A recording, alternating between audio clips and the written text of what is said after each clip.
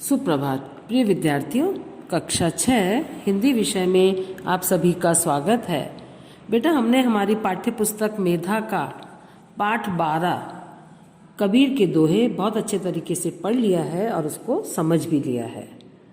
इसमें कबीरदास जी ने मानव समाज को शिक्षा दी कि प्राणी ही केवल अपनी सेवा से ईश्वर की प्राप्ति का मार्ग प्राप्त कर सकता है। और अब इन्होंने अपने दोहों द्वारा समाज में फैले अंधविश्वास और भ्रांतियों को दूर करने की कोशिश की। साथ में ही उन्होंने सच्चे कर्मों का महत्व भी समझाया था। और अब अपन थोड़ा कबीरदास जी के बारे में जान लें। महान सूफी संत कबीरदास के जन्म व मृत्यु के संबंध में अनेक भ्रांतियां हैं, कन्फ्यूज़न है। सर्वाधिक मान्य रूप में उनका जन्म सन 1440 और निधन सन 1518 के आसपास माना जाता है। आध्यात्मिक प्रवृत्ति के कवि कबीर ने उपदेशों, जीवन की वास्तविकताओं और सच्ची मानवता से संबंधित ढेरों रचनाएं की थीं। उनके अनुयायियों ने उन रचनाओं को बीजक नामक ग्रंथ से संकलित किया था। बीजक नामक एक ग्रंथ था, उससे उन्होंने उसको कलेक्ट किया, उनकी रचनाओं को। अब शब्दावली है, शब्दार्थ अपन समझ लें तो दोहे आपको बहुत अच्छे तरीके से समझ में आएंगे। हृदय, हृदय मैंने हृदय, दिल है ना। सार, सार मैंने उपयोगी चीज़, अच्छी अच्छी चीज़ें, शुद्ध वस्तुएं। गही मैंने रख ले। थोथा मैंने बेकार की चीज़, बेकार वस्तुएं। कुटुंब मैंने परिवार। निंदक निंदा करने वाला। नियरे मैंने नज़दीक, पास में। निर्मल मैंने निर्मल, स्वच्छ, मैल रहित। सुभाए दोष, जैसे निर्मल इसमें आया ना अपना, जैसे निर्मल सुभाए, साधु ऐसा चाहिए जैसा सूप सुभाए।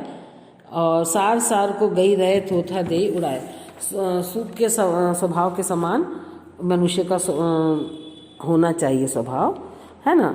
और इसमें सुभाए मैंने गलत दे रखा है, इसका अर्थ दोष दे रखा है, जबकि सुभाए का अर्थ होता है स्वभाव। और हरे, हर ले, दूर कर ले। और व्याधि मैंने कष्ट, परेशानी। असाधु, बुरी प्रवृत्ति के लोग। अमोल, अनमोल। बैरी, बैरी माने दुश्मन। आपा मैंने अहंकार, घमंड। डारी दे मैंने छोड़ दे। शब्दार्थ भी हमारे हो गए हैं। अब है मौखिक प्रश्नोत्तर। सूप का काम क्या होता है? उत्तर है इसका, सूप का काम अनाज को समेट कर रखना और उसमें मिले कण भूसे आदि को हटाना होता है।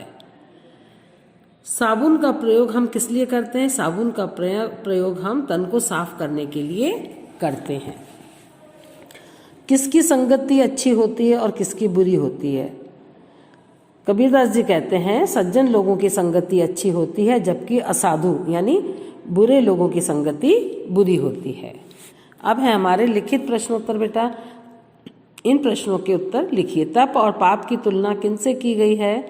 उत्तर है इसका, तप की तुलना सच्चाई और पाप की तुलना झूठ से की गई है। ख है कबीरदास जी प्रभु से कितनी धन दौलत की मांग करते हैं? उत्तर है इसका, कबीरदास जी प्रभु से उतनी ही धन दौलत की मांग करते हैं जिससे उनके परिवार का और आने वाले अतिथियों का भरण पोषण हो सके, है ना। उनका घर का पालन पोषण भी हो जाए और घर से कोई भूखा भी न जाए।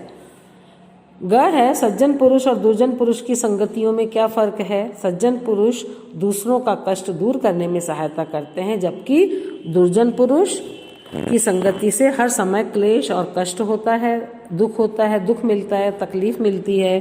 घ है दया, लोभ, क्रोध और क्षमा जैसे गुणों के बारे में कबीरदास ने क्या कहा है? दया धर्म का, लोभ पाप का, क्रोध काल का कारण बनता है और क्षमा ईश्वर के समान गुणों से मेल कराता है। ये हमारे प्रश्नोत्तर बेटा पूरे हो गए हैं। इसके अलावा एक या दो प्रश्न आप बना लें, उनके उत्तर लिख लें, अतिरिक्त प्रश्न, है ना। अब यहाँ पे प्रश्न 3, पाठ में से वे दोहे लिखें जिनमें ये चीज़ें आई हैं। निंदा करने वाले की बात कही गई है, तो ये वाला दोहा हम लिख सकते हैं। निंदक नीरे राखिए, आंगन कुटी छवाए। बिन पानी साबुन बिना निर्मल करे सुभाए। ख है बोली के अनमोल होने की बात कही गई है। बोली एक अमोल है जो कोई बोले जानी, ये तराजू तोली के तब मुख बाहरी आनी। और इसमें ये छठा दोहा है, ऊपर वाले में चौथा दोहा, ये छठा दोहा है। और तीसरा ग वाला है, मन की शीतलता की बात कही गई है।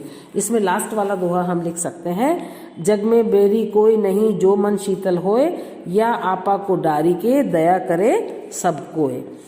तो ये चीज़ हमारी हो गई है। अब है जीने की राह। चुगली करना अच्छी आदत है या बुरी आदत? जब कोई आपकी चुगली करता है तब आपको कैसा लगता है?